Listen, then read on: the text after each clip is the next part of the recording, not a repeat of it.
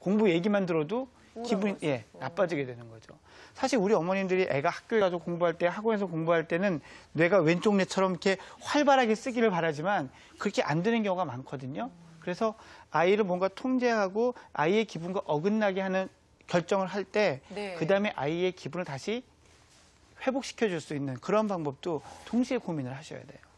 그러니까요. 애 기분까지 맞춰가면서 공부를 시켜야 되니까 이 부모 노릇하니까 이래서 어려운 거라니까요.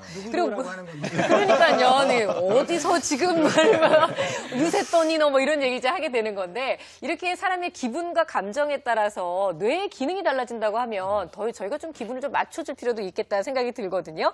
자, 이렇게 아이한테 기억력이나 집중력에 지대한 영향을 미치게 되는 사람의 감정, 정말 어떤 연관관계가 있는지 많이 궁금하실 것 같아서 저희가 화면을 좀 준비해봤습니다. 함께 보시죠.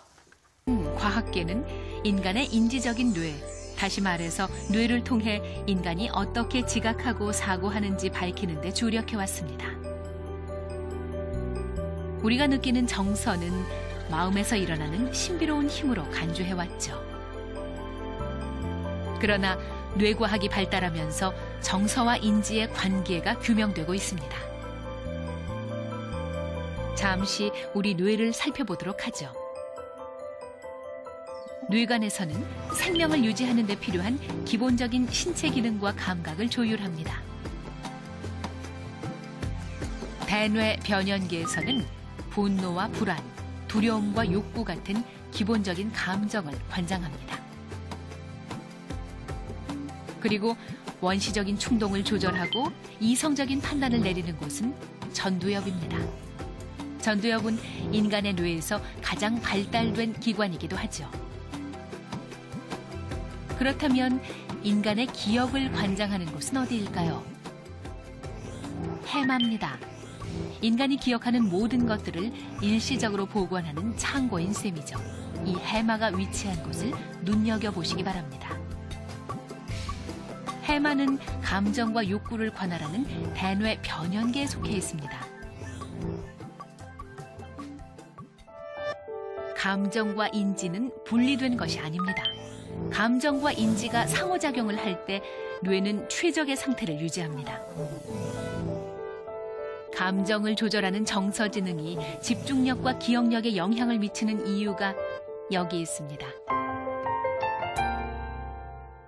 네, 그러니까 우리가 얘기하는 가장 최적의 상태, 그러니까 공부 두뇌가 가장 활발하게 움직일 때라는 거는 기분 좋을 때라는 결론을 얻게 되는 거잖아요, 선생님.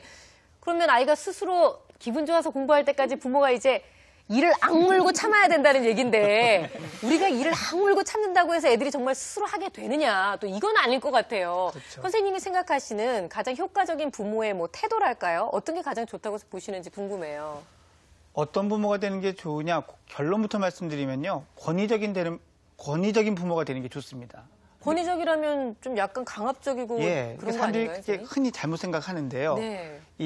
우리가 생각하는 통제 많이 하고 그래서 아이들이 수동적이 되고 속에 분노를 갖게 되는 부모는 권위적이라는 표현보다는 저는 통제형 부모란 말이 더 적당하다고 생각을 합니다.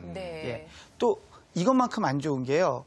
이 민주적이라는 이름 하에 모든 걸 아이한테 맡겨두는 이런 어머니도 사실은 좋지 않은 거거든요.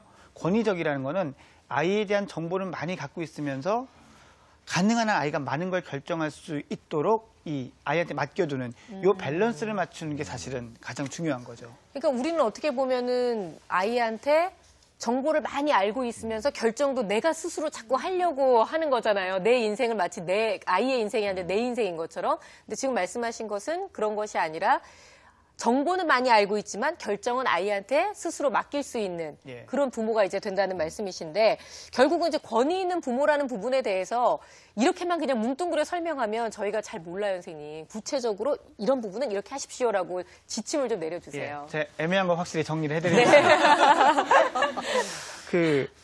사실 지금 말씀하신 정보라는 것도 어떻게 얘기하면 부모가 갖는 정보지 아이가 주는 정보가 아니거든요. 그렇죠. 정말 중요한 건 아이가 주는 정보를 많이 하는 부모가 중요합니다.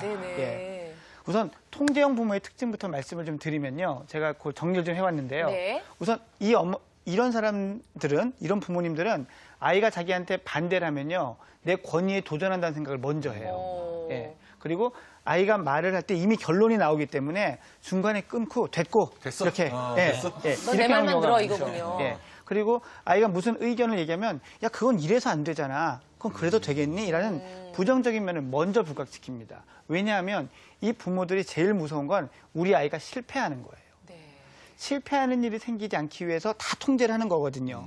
옛날에 그 잠자는 숲속의 공주 이야기 보면은 바늘에 찔리지 않으려고 바늘을 다 없애죠. 그렇죠. 이 마음이 통제형 부모의 마음인 거죠.